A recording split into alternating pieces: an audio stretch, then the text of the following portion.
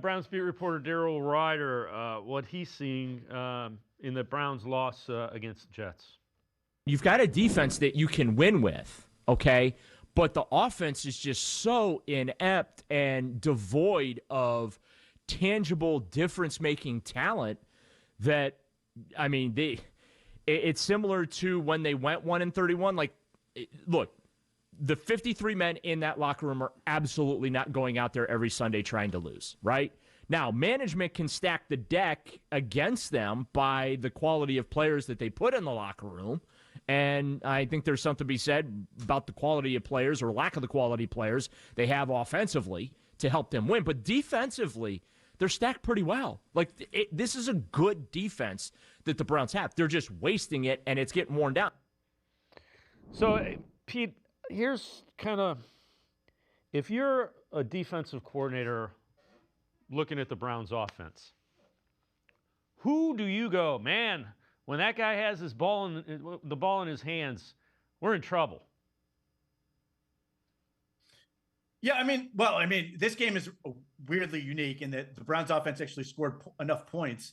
The special teams gagged and sort of put the defense in an awkward position. But yeah, in general, it's an awful place to be when you're sitting there sort of going, hey, we can't give up, 17 points or whatever it is, because if we do, we're going to lose. So it does cause you potentially to coach differently and maybe hold things back in terms of being aggressive. I actually think the Browns were reasonably aggressive. I think I continue to see things that they are trying to utilize that I actually want them to do in terms of trying to throw the change-ups and some of these other things to sort of evolve the defense and continue to let them grow.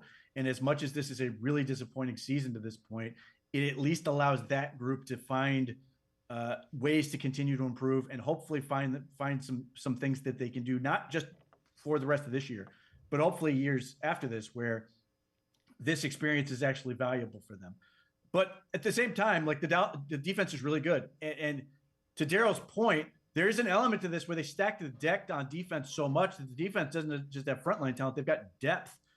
Having said that, there are times when they don't come through, and it is frustrating, whether it's the Minnesota Vikings game or this game, where the Jets were completely one-dimensional, and it should have been a situation where you knew exactly what was coming, and you should have been able to dominate them. And for whatever reason, that didn't happen. And it's not a situation where the Browns defense was sort of left out there to dry, just because they played so many plays. Like, they barely played in the first half. And, they ended up, I think, with maybe 50 plays of offense that they had to face. It's not like a team where, in this case, where you're sitting there going, man, they're on the field for 70, 80 plays and just getting pounded. They're reasonably healthy. Granted, Alex Wright left the game with an injury, but everybody else stayed in there, and they have talent. They've got a lot of young players. I mean, that part of it is really positive. But going back to Daryl's point, that does, if you want to sort of lean into that and go, well, the Browns really stacked this one side of the ball, and the other side being so bad also can sort of manipulate the standings in a certain way where you can talk yourself into feeling like maybe this was planned a little bit, that they are really strong on one side of the ball and yet going to benefit by potentially getting draft picks that can help the other side of the ball.